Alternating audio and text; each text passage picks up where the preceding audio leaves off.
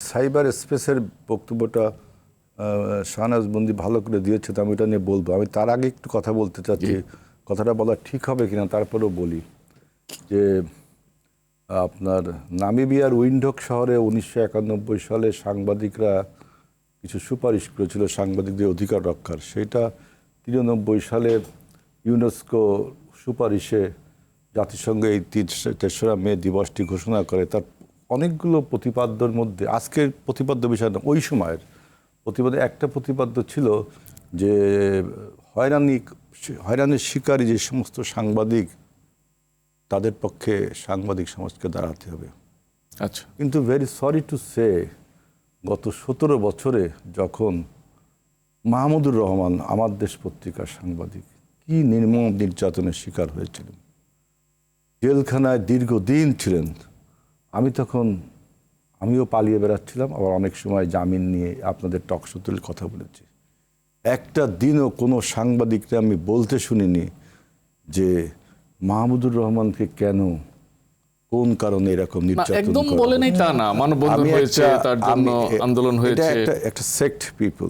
জি, এই যে বিভাজনটা শাহনাজ বন্দি আপা কিন্তু বলেছেন যে নারী এবং পুরুষের বিভাজনের কথাটা বলেছেন। আমি আর একটা বিভাজন বলছি যে এই যে অ্যাকসেক্ট পিপল। আমি একটা টকশোতে ছিলাম, কথাটা শুধু তুলেছি যে তাকে কেন গ্রেফতার করা হলো, পুরো অনুষ্ঠানটা আরেকদিকে চলে গেল। আমাকে আর মানে এইটা একটা বলার সুযোগ নেই, মানে এটা আজকে আলোচ্য বিষয় না, কেন বলতে হবে। এবং দুঃখজনক বিষয়, একজন সাংবাদিকও সেটাকে সমর্থন করলেন। হ্যাঁ, সাংবাদিক সমাজে বিভাজিত ছিল। খালিদি সাহেব উনি তো মানে এমন বললো মাহমুদুর রহমান সম্বন্ধে।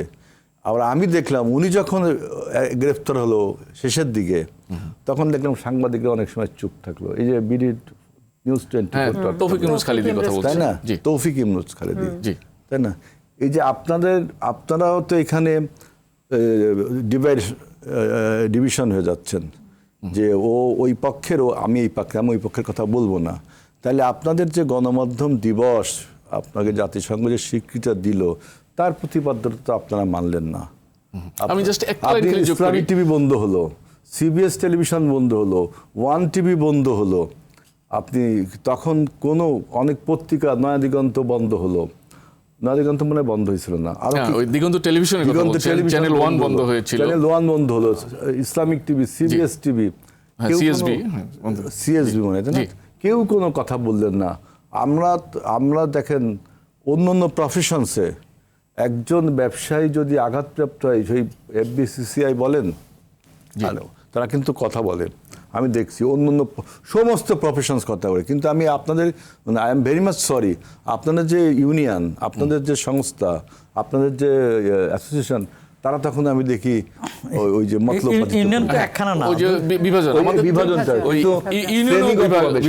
শ্রেণীগতভাবে বলতে এটা আপনি বলতেই পারেন, কারণ এটা বাস্তবতা এবং এটি একদিনে তৈরি হয়নি। দেখেন, সাইবার স্পেসের কথাটা বলি আমি, যে এই জন্য সাইবার স্পেসের শাহনাজ বন্দি আপা যেটা বললেন, দেখেন সাইবার স্পেসের নিরাপত্তা, আপনি একটা লিখলেন, একটা স্ট্যাটাস দিলেন, এর বিরুদ্ধে এত বক্তব্য লেখা হবে, এটাকে আপনি কন্ট্রোল করবেন কি করে?